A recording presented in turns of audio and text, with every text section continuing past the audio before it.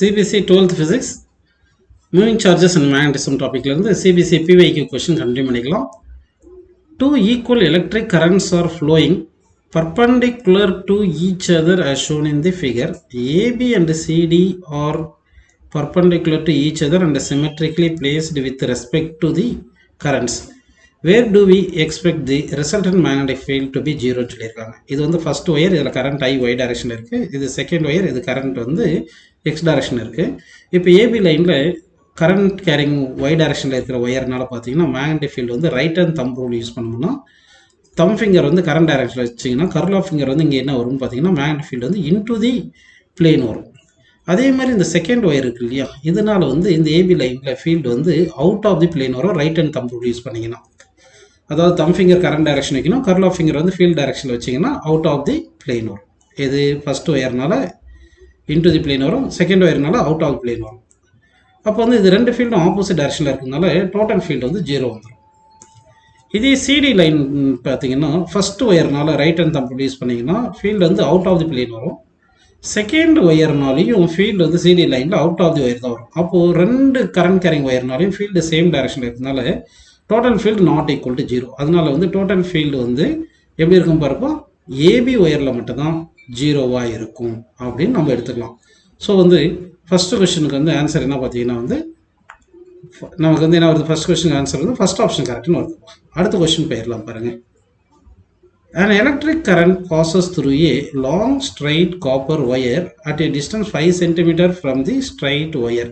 The magnetic field is B. The magnetic field at 20 cm from the straight wire கேட்குறாங்க. இப்போ magnetic ஃபீல்டுக்கு என்ன formula, mu naught I by 2πrன்னு தெரியும். அப்போ வந்து மியூ நாட் ஐ பை 2π எல்லாம் கான்ஸ்டன்ட். ஸோ பி வந்து இன்வெர்ஸ்லி ப்ரொபோர்ஷனல் டு ஆர் எடுத்துக்கிட்டோம்னா அப்போ B1 by B2 is equal to R2 by R1 வந்துடும். R2 எவ்வளோ கொடுத்துருக்காங்க, 20 சென்டிமீட்டர் கொடுத்துருக்காங்க. R1 எவ்வளோப்பா 5 சென்டிமீட்டர் கொடுத்துருக்காங்க. 20 5 கேன்சல் பண்ணால் 4 கிடைக்கும். அப்போ B2 இந்த பக்கம் போயிட்டு 4 கீழே கொண்டு வந்துட்டோம்னா அப்போ B2 இஸ் ஈக்குவல் என்ன வந்துருது சொல்லுங்கள், B by 4. ஸோ இப்போ செகண்ட் ஆப்ஷன் வந்து கரெக்ட். அடுத்த கொஸ்டின் பாருங்க. A current passing through a circular coil of 2 turns produces a magnetic field 8 Tesla at its center. The coil is then rewounded so as to have 4 turns and the current is passed through it is doubled. Now magnetic field at the center of the coil கேக்குறாங்க. அப்போ magnetic field at center of the coil formula வந்து mu naught I n divided by 2r பா. இதில் என்னென்ன constant பார்த்தீங்கன்னா mu not constant, 2 constant. அப்போ B வந்து directly proportional என்ன போட்டுக்கலாம், IN by Rன்னு போட்டுக்கலாம் அப்படின்னு எழுதிக்கலாம். ஓகேங்களா, சரி. இப்படி எழுதிட்டிங்கன்னா இப்போ வந்து சொல்கிறேன் பாருங்க. இப்போ வந்து நம்ம என்ன பண்ணலாம் பாருங்க. அதாவது வந்து ஃபர்ஸ்ட் வந்து 2 டர்ன்ஸ் இருந்துச்சு, அடுத்து வந்து எத்தனை டர்ன்ஸ் இருக்குது சொல்லியிருக்காங்க, 4 டர்ன்ஸும் சொல்லியிருக்காங்க. ஃபர்ஸ்ட்டு 2 டர்ன்ஸ், அடுத்து வந்து எவ்வளோ 4 டர்ன்ஸும் சொல்லியிருக்காங்க. ஓகேங்களா, சரி. அப்போ என்ன பண்ணலாம்னா கவனிங்க, இனிஷியலாக number of turns into 2πr ஒரு லூப்புக்கு 2πr லைன். ஃபைனலாக என்ன வரும் சொல்லுங்கள், 4 நம்பர் ஆஃப் டர்ன்ஸ் இன்ட்டு ஒரு டர்னுக்கு 2πr டேஷ்னு வச்சுக்கிட்டோம்னா அப்போ இது சால்வ் பண்ண என்ன வருது, 2π கேன்சல் ஆகிட்டு 4ம் 2ம் கேன்சல் ஆகிடுச்சுன்னா அப்போ r டேஷ் ஈக்குவல் என்ன வருது, 1/2ன்னு வருது. அதாவது இந்த r இருக்குதுனால r/2. ஃபைனல் ரேடியஸ் வந்து இனிஷியல் ரேடியஸ் பை 2ன்னு வருது. இல்லைன்னா ஃபைனல் ரேடியஸை R2ன்னு கூட வச்சுக்கலாம். இப்போ நம்ம என்ன பண்ணலாம், B1 by B2 is equal to B1க்கு என்ன I1 by I2, number of டர்ன்ஸ்க்கு N1 by N2, ரேடியஸ் வந்து inversely proportional R2 by R1 போட்டுக்கலாம். கரண்ட் வந்து என்ன சொல்லியிருக்காங்க, டபுள் சொல்லியிருக்காங்க. அப்போ I1 வந்து I எடுத்துட்டு I2 வந்து 2I போட்டுங்க. N1 எவ்வளோ சொன்னாங்க, நமக்கு 2 டர்ன்ஸ்னு சொன்னாங்க. N1 வந்து 2 டர்ன்ஸ் சொன்னதுனால 2 டிவைட் பை N2 வந்து 4 டர்ன்ஸ் சொன்னாங்க. அப்போ 4ன்னு போட்டுங்க. R2 வந்து என்ன வந்திருக்கு, R/2. அப்போ R/2ன்னு போட்டுட்டு இந்த ஒரு R அப்படி எழுதிக்கலாம். ஓகேங்களா, சரி. இப்படின்னு எழுதிட்டோம். இப்போ இந்த RR கேன்சல், இந்த II கேன்சல், இந்த 2 கேன்சல், இந்த 4 × 2 8 வரும். ஆல்ரெடி B வந்து எவ்வளோ சொல்லிட்டாங்க, 8 டெஸ்ட்லாம் சொல்லிட்டாங்க. அதனால் 8 by B2 போட்டிங்கன்னா இந்த இங்கே இருக்கிற 8 இங்கே வந்துடும். 8 × 8 64. அப்போ B2 is equal to 64 tesla. So அப்போ வந்து நமக்கு ஆப்ஷன் ஏ கரெக்டுப்பா. அடுத்த கொஸ்டின் போயிடலாம் பாருங்கள். 2 circular coils of radius 15 cm and 30 cm are made of similar wires have same number of turns. If they are connected in parallel, then ratio of their magnetic induction at the center of the coil கேட்டிருக்காங்க. அப்போ 2 loop இருக்குது, இது ஒரு loop, இது ஒரு loop, இது 2 லூப்பும் பேரலலில் connect பண்ணுறாங்கப்பா. இப்படி பேரலில் connect பண்ணியிருக்காங்க பேட்டரியில். சரிங்களா, அப்படி போட்டுக்கலாம். அப்போ ஃபர்ஸ்ட் லூப்பு கரண்ட் I1 போகுது, செகண்ட் லூப்பு கரண்ட் I2 போகுதுன்னு வச்சுங்க. அப்போ மேக்னெட்டிக் ஃபீல்டு என்ன ஃபார்முலா? μ0NI/2R.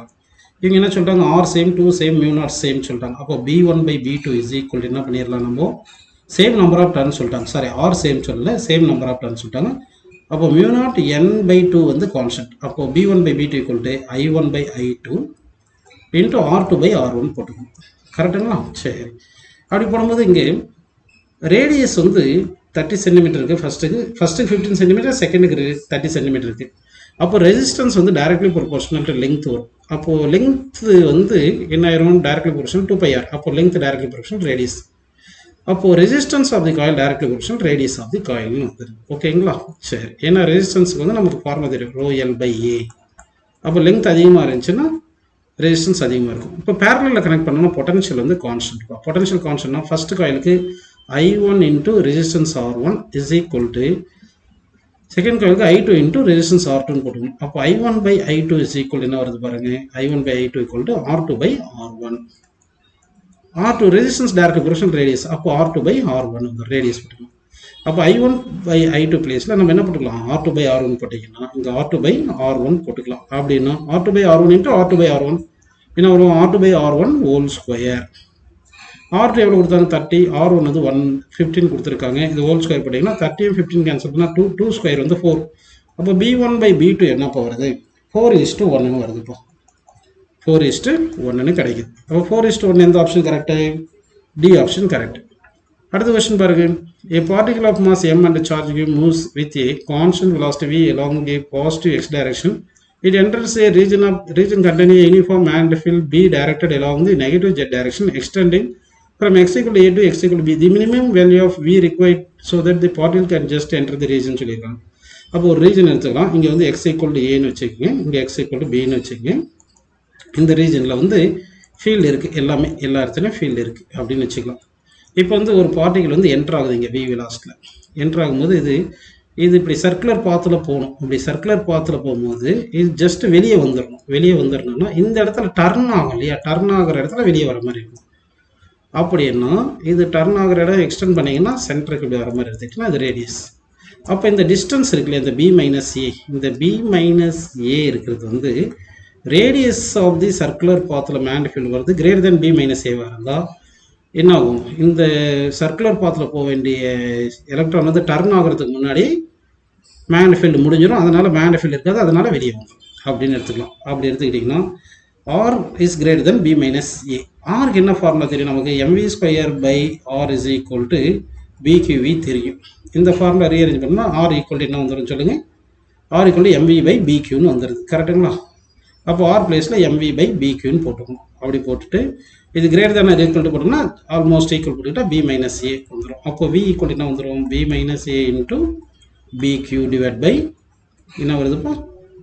M வந்துடுது. கரெக்டுங்களா? ஸோ அப்போது 20th கொஸ்டினுக்கு ஆன்சர் என்ன வருது பாருங்கள்? சி ஆப்ஷன் கரெக்டுன்னு வந்துடுது. ஓகேங்களா? சரி, அடுத்த கொஸ்டின் பேர்லாம் பாருங்கள். 2 circular coils of diameter 10 cm and 20 cm have the same number of turns and current. The ratio of magnetic field induced as induction produced at the center of the coil கேட்டிருக்காங்க. அப்போ பிக்கு என்ன formula? μ0I/2R தெரியும் உங்களுக்கு. இதில் வந்து என்ன சொல்லியிருக்காங்க? டயாமீட்டர் கொடுத்துருக்காங்க. அதாவது கரண்ட்டு, நம்பர் ஆஃப் டர்ன்ஸு, μ0 எல்லாம் சேம். அப்போது B1/B2 ஈக்குவல் என்ன வந்துடும்? R2/R1. Ratio of the radius தான் ratio of the diameter, D2/D1 போட்டுக்கலாம். அப்போ D2 எவ்வளோ? 20, D1 எவ்வளோ? 10. கேன்சல் பண்ணிங்கன்னா 2 கிடச்சிருது. அப்போ 2:1 இஸ் தி கரெக்ட் ஆன்சர் அப்படின்னு எடுத்துக்கலாம். ஓகேங்களா? அடுத்த கொஸ்டின் பாருங்கள். தி magnetic field induced at one end on the axis of a long solenoid having n turns per unit length and carrying I ampere current is அப்படி கேட்டிருக்காங்க. இது டைரக்ட் ஆன்சர் μ0NI/2. அது near, அதாவது ஒரு சொலினாய்டுக்கு ஒரு எண்டில் கேட்டால், இந்த எண்டு பாயிண்டில் கேட்டால் இந்த வேல்யூ. இது இன்சைட் தி சொலினாய்டு கேட்டிருந்தால் μ0NI கரெக்ட். அப்போ இதுக்கு வந்து ஒரு எண்டில் கேட்டதுனால μ0NI/2ன்னு எடுத்துக்கலாம். அடுத்த கொஸ்டின் பாருங்கள். A and B are two concentric circular conductors of center O and carrying current I1 and I2 as shown in the adjoining figure. The ratio of the radii 1:2. Ratio of the magnetic flux density வந்து 1:3. Then current I1/I2 கேட்குறாங்க. அப்போ B equal to என்ன formula? μ0NI/2R. இங்கே என்னென்ன same? அதாவது radius கொடுத்துருக்காங்க, B கொடுத்துருக்காங்க, number of turns same போல். கரண்ட் ரேஷியோ கேட்குறாங்க. அப்போ கரண்ட் இஸ் ஈக்குவல் டு இந்த ஆர் இங்கே வந்துச்சுன்னா current directly proportional B into R. அப்போது I1/I2 ஈக்குவல் என்ன வந்துடும் சொல்லுங்க, B1/B2 இன்ட்டு R1/R2 வந்துடும். சரிங்களா? அப்போ B1/B2 எவ்வளோ கொடுத்தாங்க, 1:3. R1/R2 எவ்வளோ கொடுத்தாங்க, 1:2. அப்போ 3 × 2 எவ்வளோ, 6. அப்போ 1/6. ஸோ ஆன்சர் வந்து 1:6 கரெக்டுப்பா. அடுத்த கொஸ்டின் பாருங்க, the magnetic field at the centre of a circular loop of area A is B, the magnetic moment at the loop will be கேட்குறாங்க. இப்போ மேக்னெட்டிக் ஃபீல்டு ஃபார்முலா என்னது, μ0I N/2R தெரியும். Magnetic மூமெண்ட்டுக்கு என்ன formula, NI/R². இதுதான் formula. அப்படி போட்டிங்கன்னா இது ரெண்டு ரேஷியோ எடுத்திங்கன்னா IN கேன்சல் ஆகிருக்குப்பா. அப்போது B/M என்ன வருது பாருங்கள், μ0/2R/R². இந்த R² இருக்குது, இந்த ஒரு R இருக்குது, இந்த R கீழே வந்துடும். அப்போ R³ வந்துடுது. ஏரியாவுக்கு என்ன ஃபார்முலா, πr². அப்போ R² = A/π வருது. அப்போ R = என்ன வருது, A/π√ன்னு வந்துடுது.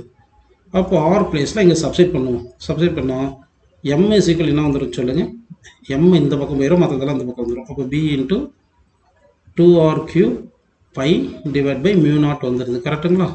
இப்போ B × 2 × R³ பிளேஸில் A/π/3/2 போடணும். இங்கே ஒரு பை இருக்குது, /μ0.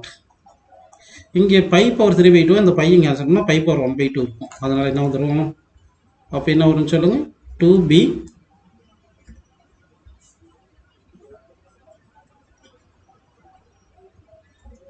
இங்கே 2B வந்துருக்கும். அடுத்து வந்து என்ன வருது சொல்லுங்கள், ஒரு /μ0√π வருது, மேலே A/3/2. அப்போ ஆன்சர் வந்து டி ஆப்ஷன் கரெக்ட். ஓகேங்களா? அடுத்த கொஸ்டின் பாருங்கள், a proton moving with a velocity 2.5 × 10⁻⁷ m/s enters the magnetic field intensity 2.5 Tesla, angle 30 degree. Force வந்து ப்ரோட்டான் கேட்பாங்க. ஃபோர்ஸுக்கு வந்து ஃபார்முலா BQV sin θப்பா. மேக்னெட்டிக் ஃபீல்டு எவ்வளோ கொடுத்தாங்க, 2.5. சார்ஜ் எவ்வளோ கொடுத்தாங்க, 1.6 × 10⁻⁹ ப்ரோட்டானுக்கு. வெலாசிட்டி 2.5 × 10⁻⁷. sin 30 போடணும், sin 30 1/2. ஸோ இப்போ இது சிம்பிளை பண்ணணும். இந்த 2.5 × 2.5 6.25, 6.25 × 1.6 வந்து 10 வந்துடும்.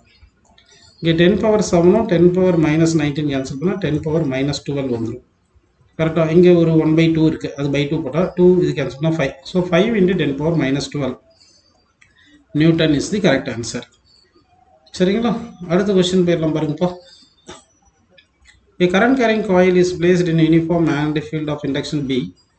The current in the coil is I. It has N turns and A is the face area of the coil normal to the surface, makes an angle theta with the B. The torque experience கேட்குறாங்க. அதாவது ஒரு coil இப்படி இருக்குது, இதுக்கு area A இருக்குது, இப்படி magnetic field B இருக்குது. இந்த மேக்னெட்டிக் ஃபீல்டுக்கு ஏரியாவுக்கு ஆங்கிள் வந்து θ கொடுத்துருக்காங்க. அப்போ டார்க் என்ன ஃபார்முலா பார்த்தீங்கன்னா, இது நமக்கு டைரக்ட் ஃபார்முலா, அதாவது வந்து BINA sin θ. BINA sin θ. அப்போ N number of turns, I current, A area, B வந்து மேக்னெட்டிக் ஃபீல்ட், θ வந்து angle between B and A.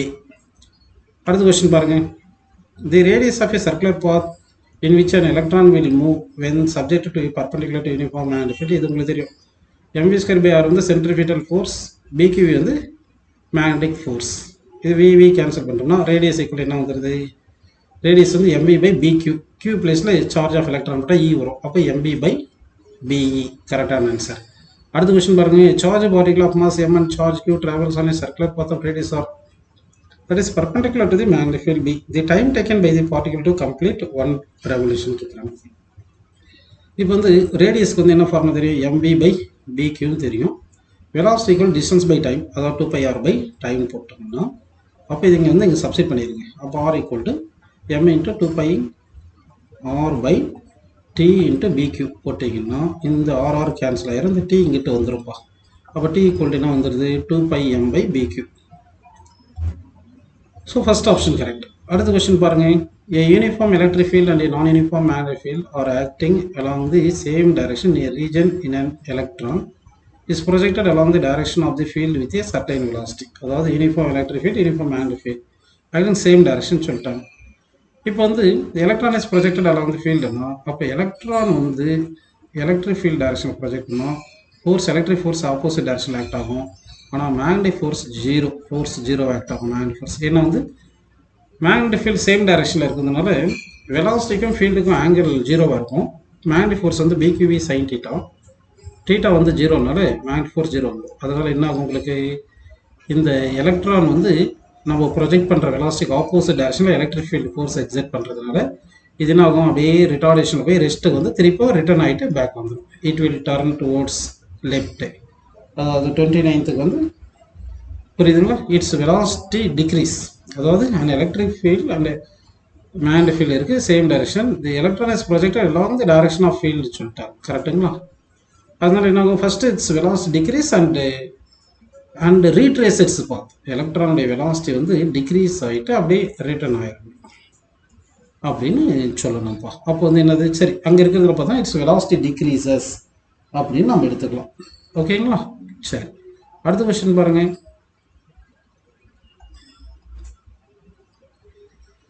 Two thin long parallel wires separated by a distance d carry a current I in the same direction. ரெண்டு current carrying wire இருந்துச்சுன்னா force experience per unit length is equal to mu naught I1 I2 divided by 2 pi r d.